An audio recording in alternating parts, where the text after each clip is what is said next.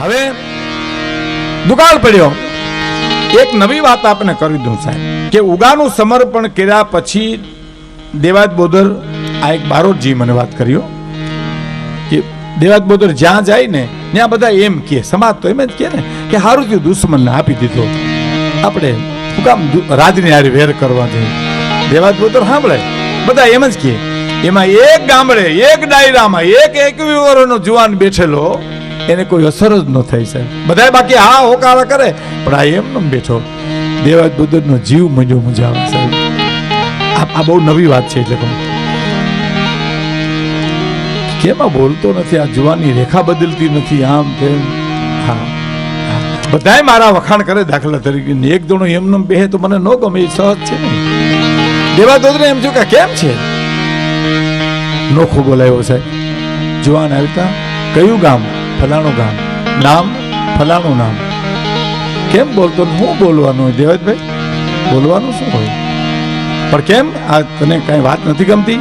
તો કે ના વાત ગમતી નથી એવું નથી, પણ કઈક કે તને મુરલીધરના સોગંદ છે જો તું નો કહેતો તને. અને આયરનો જુવાન એટલું બોલ્યો દેવાજભાઈ તું આશરો નહોતો દેવો, મોટે ઉપર કે તો આશરો નહોતો દેવો.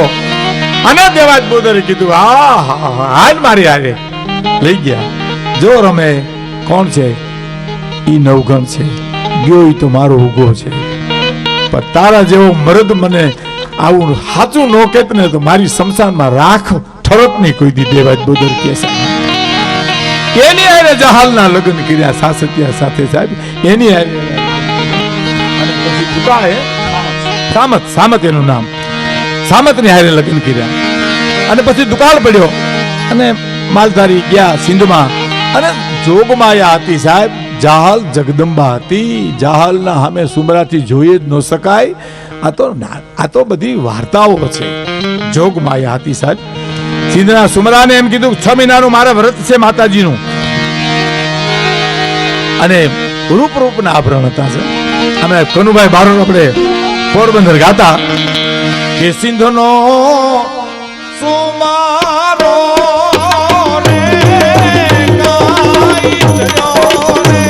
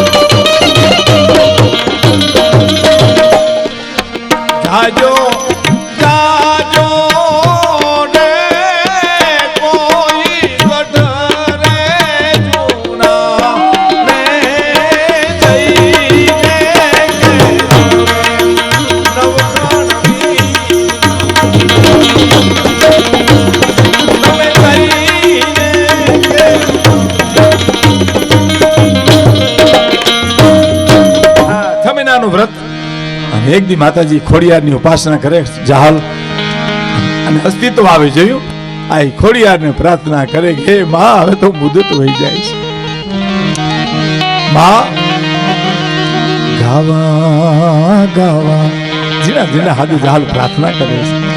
ખોડિયાર માં નગી એ જી ગાવા ગાવા મારે માતાજી ના નગી. પેરે કરે ચંપી ગયેલા. હામત આવી જાહલને કહે છે બધા સુઈ ગયા છે, હું જુનાગઢ જાઉં, કંઈક લખી દે સંદેશો. 2 વાતો છે, આંસુથી સંદેશો ચિઠ્ઠી લખી, કોઈ કે લોહીથી લખી, જે કાંઈ આમાં આપણે પડવું નથી. પણ જાહલની ચિઠ્ઠી લખેલી આવે જુનાગઢ. દર શુક્રવારે એમ કે ઘોડારમાં જાય અને તમને ત્યાં મળશે. એટલે અજાણો આદમી જોઈ અને નવગણ પ્રશ્ન કરે છે કે કયા દેશથી તું આવ્યો અને ક્યું છે તારું ગામ? પણ કેનો છો તું બેટડો? તારું નામ પણ કેનો કેનો છો તું બેટડો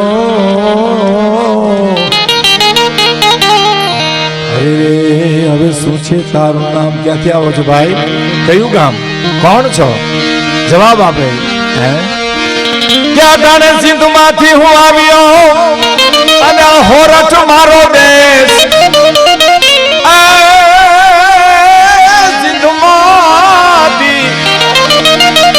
સિંધુ માંથી અડાણ આવ્યો અને હોરઠ મારો દેશ આહીર આહીર નો શું બેટડો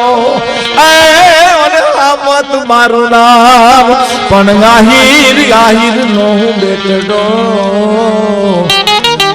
અરે એવો તો આ મત મારું નામ નવગણ હળી કાઢ્યો એકલા આવ્યા ભાઈ મારી બેન ને નો લઈ આવ્યા મારી બેન જાહલ ક્યાં છે આ ચિઠ્ઠી આમાં વાંચો ચિઠ્ઠી બે લખાણી પેલા કાગે પર લખી છે અને ગીગા બાપુ કુચાળે લખી છે એક પ્રસંગ તમને કહી દઉં હેમુ ગઢવીને નાટક કંપની હતી કરણીદાન સમુદાન અને પથુદાન ત્રણેય મામા હતા અને હેમુ ગઢવીમાં સ્ત્રી પાત્ર લેતા અમારે કેશોદમાં પાડોદરમાં એ કંપની બામણા સામાન બહુ રમતા એ લોકો પેટ્રોમેક્સ બધી લાઈટ તો હતી નહીં એમાં ફોગાભાઈ દેર મારા બાપુના ખાસ મિત્ર મારા પિતાજીના પોલીસ પટેલ હતા એ વાત કરતા હતા કે હેમુ ગઢવી અમારા ગામમાં આવ્યા અને ગોવિંદભાઈ ગરીબ કંપની જાહલના લુગડા પહેરવા નતા પણ અમારી આયરની દીકરીએ કાપડું પહેરણું બધું આપ્યું અને એ પહેરી અને એ જાહલ થઈને પડમાં આવ્યો પણ સાહેબ વગર માયકે જાહલની ચિઠ્ઠી ગાઈને પનર ગામનું માણસ રોતું હતું સાહેબ આંખમાં આહુડા પડતા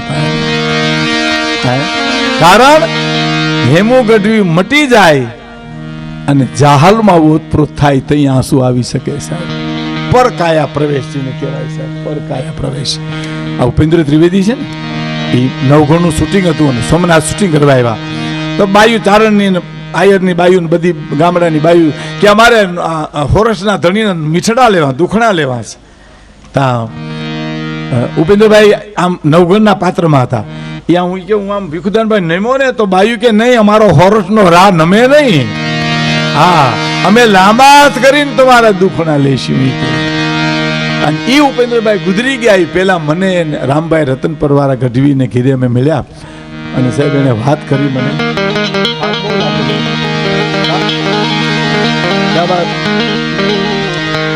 અને એને શું કીધું ખબર રોતા રોતા ઉપેન્દ્ર ત્રિવેદી મને રામભાઈ ને કહે છે મને કે ભીખુદાનભાઈ હું નાર ઉઘણ એવો બન્યો હું ફોરહા વાળો એવો બન્યો રામ વાળો એવો બન્યો માલોપતિ હું જ એવો બન્યો એવા મેં નાટકો ભજવા કાજી ભૂતાવળ છે ને મને હુવા દેતી નથી સાહેબ મારા લોહીમાં ભળી ગઈ છે વાત સાચી છે મુરજી આસારામની કંપની હતી કાઠિયાવાડી કબૂતર અને મોહન મારવાડી બે કલાકાર હતા સાહેબ તમે નહીં માનો કાઠિયાવાડી કબૂતર સ્ત્રી પાત્ર લેતો હતો અને મુંબઈની માલિપા રહેતો હતો અને મુંબઈની બાયુ કરોડપતિને ઘરેથી બાયુની હાલ શીખવાના ટ્યુશન રાખતી એની પાસે સાહેબ કેમ પગ ઉપાડવો કેમ પગ માંડવો એના ટ્યુશન આપતો કોણ મોહન કાઠિયાવાડી કબૂતર અને મોહન મારવાડી પુરુષ પાત્ર લેતા આવ્યા ભાવનગરમાં નાટક કંપની અને ભાવનગર મહારાજ જોવા ગયા અમે હા અને સાહેબ ભરતશ્રીનું પાત્ર એવું ભજ્યું એને કે મહારાજ ખુશ થઈ ગયા પગમાં જે હોનાનો તોડો તો કીધું લે આવું તને ઇનામ આપું છું તો કે નહીં મોહન મારવાડી કે નહીં લો બાપુ કે કેમ કે તમે એક ભાવનગરના રાજા છો હું તો 92 લાખ માળવાનો ધણી થઈને આવ્યો છું